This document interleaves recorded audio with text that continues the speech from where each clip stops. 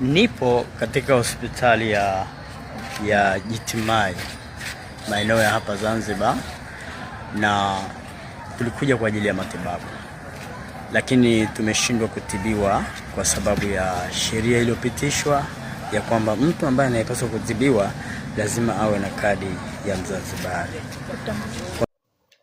Karibu sana msikilizaji katika kituo chetu hichi.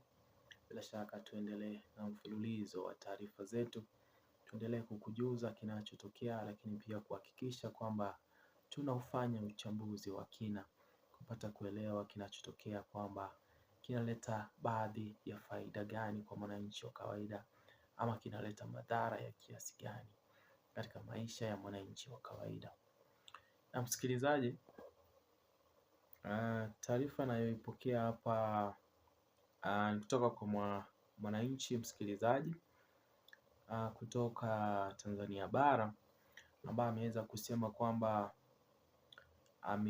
ameweza kunyimwa matibabu katika hospitali ya Zanzibar, na ameweza kuambiwa kwamba wameanza kutekeleza sheria hii ya kutowatibu watu kutoka Tanzania bara, ama watu ambao hawana kadi ya Zanzibar.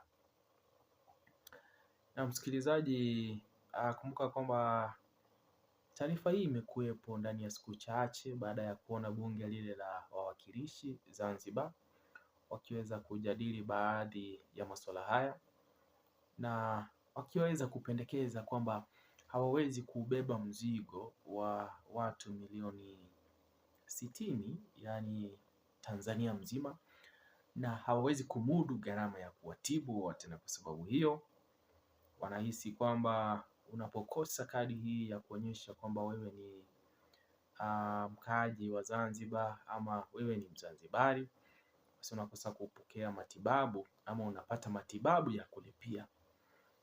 Elewa kwamba hospitali hapa, kama una kadi ya Mzanzibar unapata matibabu bure, lakini sasa ikiwa hauna kadi unaweza kupata matibabu kwenye hospitali za kulipia. Sasa bwana huyu ananifahamisha kwamba msikilizaji, wameanza kufanya ama kutumia sheria hii na kuwaachilia wagonjwa ambao hawana kadi hizi za Zanzibar. Lakini hebu nikusomee taarifa hii msikilizaji, kisha tutaendelea kuifafanua zaidi. Nipo hospitali ya Jitimai maeneo ya Zanzibar kwa ajili ya matibabu, lakini tumeshindwa kutibiwa kwa sababu ya sheria iliyopitishwa kwamba atakayetibiwa lazima awe na kadi ya Mzanzibari. Bila kadi hiyo tumepata kushauriwa kwenda kwa hospitali za kulipia. Nikiwa kama mwananchi Mtanzania, kisa ni kutokea bara.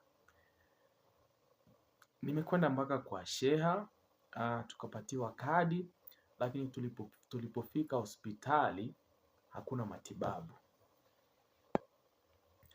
Na msikilizaji, ndo maelezo ambayo ananitumia hapa, na amesema kwamba amefuatilia akakwenda mpaka kwenye sheha kuandikisha, akapatiwa kadi hiyo na sheha, lakini alipofika hospitali akakosa kupata matibabu, na akaweza kushauriwa kwamba anaweza kutafuta matibabu katika hospitali za kulipia, kwa sababu hapa wasingeweza kumsaidia.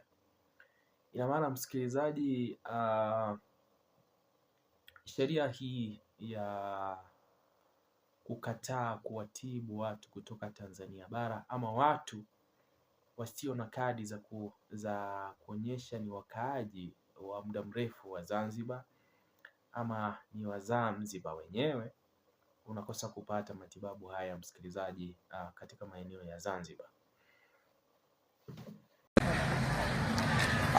Nipo katika hospitali ya Jitimai maeneo ya hapa Zanzibar, na tulikuja kwa ajili ya matibabu, lakini tumeshindwa kutibiwa kwa sababu ya sheria iliyopitishwa ya kwamba mtu ambaye anayepaswa kutibiwa lazima awe na kadi ya Mzanzibari.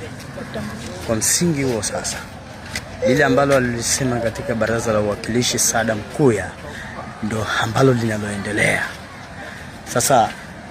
Tunazozitaka mamlaka ni kulithibitisha hili kwamba hapa nimeshauriwa niende hospitali ya kulipia. Ni jambo la ajabu sana nikiwa kama mwananchi ambaye ni Mtanzania, yaani kwamba hatuwezi kutibiwa kisa sisi ni wa bara. Unaona?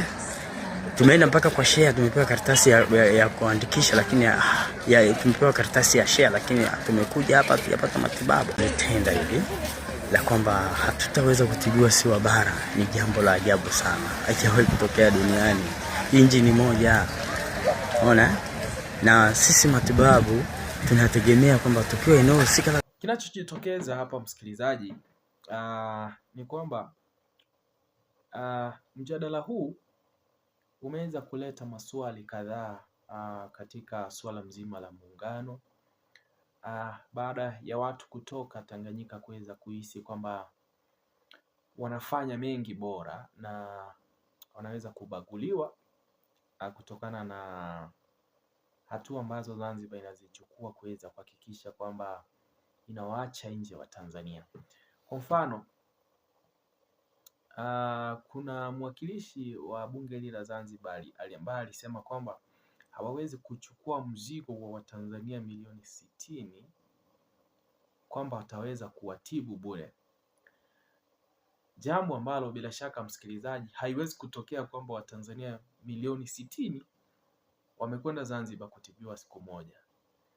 Inatokea kwamba watu wanaozuru ni watu wachache na ni nambari chache tu ambayo watu wanapataga kusafiri mara kwa mara, na bila shaka ni kitendo cha kibaguzi, kwa sababu hawa raia wa Zanzibar wanapozuru Tanzania bara wanaelekea kupata matibabu katika hospitali zinazopeana matibabu ya bure kwa kuonyesha kwamba ni Watanzania, kwa kudhibitisha kwamba ni Watanzania tu.